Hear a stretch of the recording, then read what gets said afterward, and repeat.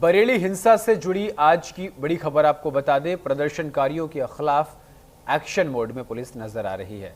बरेली हिंसा में गिरफ्तारियों की संख्या बढ़ गई है। आई लव मोहम्मद हिंसा मामले में 83 लोगों की गिरफ्तारी की गई है। आपको बता दें कि प्रदर्शनकारियों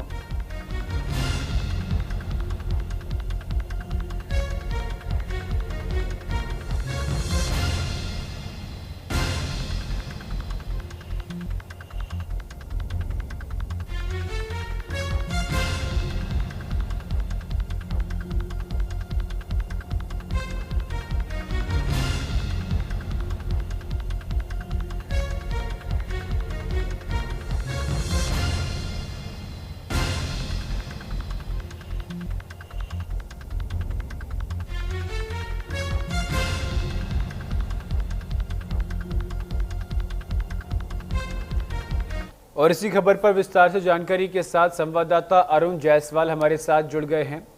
अरुण, गिरफ्तारियों की संख्या लगातार बढ़ गई है सीसीटीवी के आधार पर और फोन कॉल्स के आधार पर पुलिस कार्रवाई कर रही है। अब तक 83 लोगों को हिरासत में लिए जाने की खबर सामने आ रही है। कौन कौन से महत्वपूर्ण नाम इसमें शामिल हैं? देखिए गौरव, मैं आपको बता दूं कि बरेली हिंसा मामले में प्रशासन पूरी तरह सख्त रवैये में है।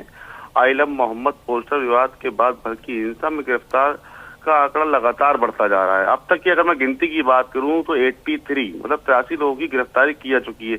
इसमें अहम नाम जो है नफीस हो गए, इदरीस हो गए, जो इनके मीडिया प्रभारी थे, और जो डॉक्टर नफीस थे उनका जो कल बरेली के अंदर ध्वस्तीकरण की कार्रवाई की गई थी, और भी और 180 नाम ऐसे हैं जिन लोगों का एफआईआर के अंदर नाम दिया गया है, और 2500 लोग ऐसे हैं जो अज्ञात लोग हैं। देखिए, पुलिस ने कई CCTV footage, social media post के आधार पर उपद्रवियों की पहचान की है। खुफिया विभाग की अगर बात करें तो रिपोर्ट पर जो नाम जद लोग हैं और अज्ञात हैं, दोनों तरीके के आरोपी जो हैं उन पर कार्रवाई की जा रही है। जिला प्रशासन का साफ तौर पे कहना है कि कानून व्यवस्था से खिलवाड़ करने वाले किसी भी कीमत पर बख्शे नहीं जाएंगे।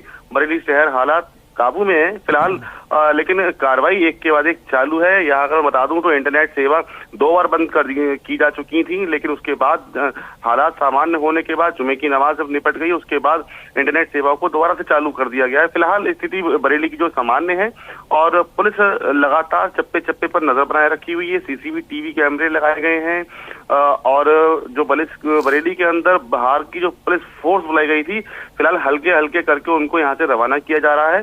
स्थिति बिल्कुल सामान्य है और लोगों से पुलिस बराबर बातचीत कर रही है, वार्ता कर रही है, धर्मगुरुओं से बात कर रही है, और शांति व्यवस्था बनाए रखने की जनता से भी अपील यहाँ पर की जा रही है। लेकिन देखने को मिल रहा है कि बरेली हिंसा मामले में गिरफ्तारियों की जैसे जैसे संख्या बढ़ रही है, पीला पंजाबी अपनी कार्रवाई पर आतुर है, बुलडोजर एक्शन भी देखने को मिल रहा है। देखिए, वो लोग जो दंगे में शामिल थे, जिन्होंने दंगे को भड़काने का काम किया था, अपने मोबाइल से, इंटरनेट के माध्यम से फेसबुक पोस्ट या व्हाट्सएप ग्रुप बनाकर लोगों को इकट्ठा करने की अपील की थी, तो पुलिस ने उन लोगों को चिन्हित कर लिया है। देखिए, 350 मोबाइल ऐसे हैं जो पुलिस ने सर्विलांस पे लगाए हुए हैं, और उनकी गहनता से जांच की जा रही है। और देखिए, उन मोबाइल से जो मैसेज फॉरवर्ड हुए थे और जिसमें लोगों को भड़काया गया था, तो जो करीबी हैं, जिन लोगों ने वो मैसेज फॉरवर्ड किए थे, उनके घरों पर नोटिस भी चस्पा किया गया है। यदि उन्होंने कोई ऐसी संपत्ति जो नगर निगम की हो या बरेली विकास प्राधिकरण की हो, उस पर अवैध तरीके से कोई कब्जा कर रखा था, कोई निर्माण कर रखा था, तो इस समय बरेली का शासन प्रशासन बहुत तेजी से कार्रवाई करते हुए दिखाई दे रहा है। बीते 2 दिन पहले की अगर मैं बात करूं तो डॉक्टर नफीस का जो शादी हॉल था जकीरे के अंदर, बरेली मेन शहर के अंदर एक बहुत बड़े एरिया के ऊपर बिना नक्शा पास कराए वहां पर शादी हॉल चलाया जा रहा था, तो उस शादी हॉल को जो है ध्वस्त कर दिया गया है। यह कहें कि जमींदोज कर दिया गया है। लगातार पहले दिन 4 बुलडोजर बनाए जाते हैं, 4 बुलडोजरों से इसको तोड़ा जाता है। शाम होते होते जब अंधेरा होता है तो काम को रोक दिया जाता है, लेकिन पुलिस प्रशासन दूसरे दिन लगातार 2 बुलडोजर वहां भेजती है और उसको जमींदोज कर देती है। ऐसे ही एक मार्केट होती है जो कि जिसमें 75 दुकानें हैं। देखिए, उस मार्केट को नगर निगम की जगह पर बनाया गया था। मौलाना तकी रजा के जो बहुत ही करीबी लोग थे, उन लोगों ने मार्केट पर कब्जा करके और अपना एक वर्चस्व दिखाते हुए वहां पर दुकानें बना ली थी।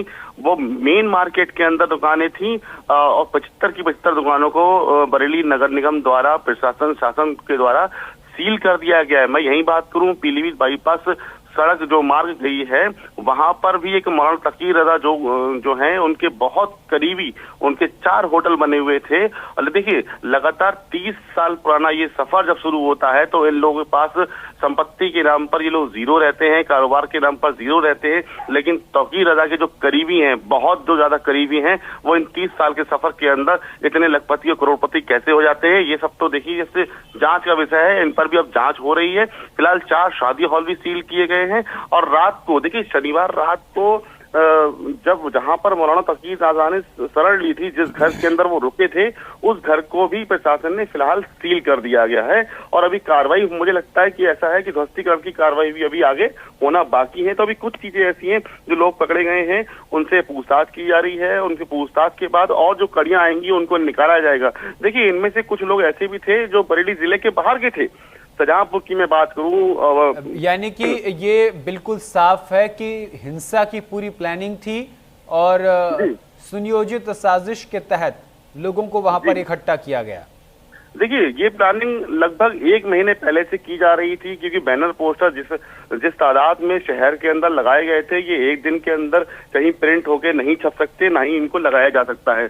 दूसरी बात ये कि जिस तरीके से भीड़ अपने हाथ में तमंचा लेकर आई थी, या ये मैं कहूँ कि पेट्रोल बम जो होते हैं, बोतल के अंदर पेट्रोल भरकर जो लेके आई थी, और जो वहां पर ईंट पत्थर जो इकट्ठे हुए थे, और जो बाहर के जो लोग आए थे वो एकदम से नहीं आ सकते। 12 घंटे के अंदर इतनी भीड़ नहीं इकट्ठी हो सकती है। ये कहीं ना कहीं प्लानिंग जो है लगभग 1 महीने पहले की बताई जा रही है।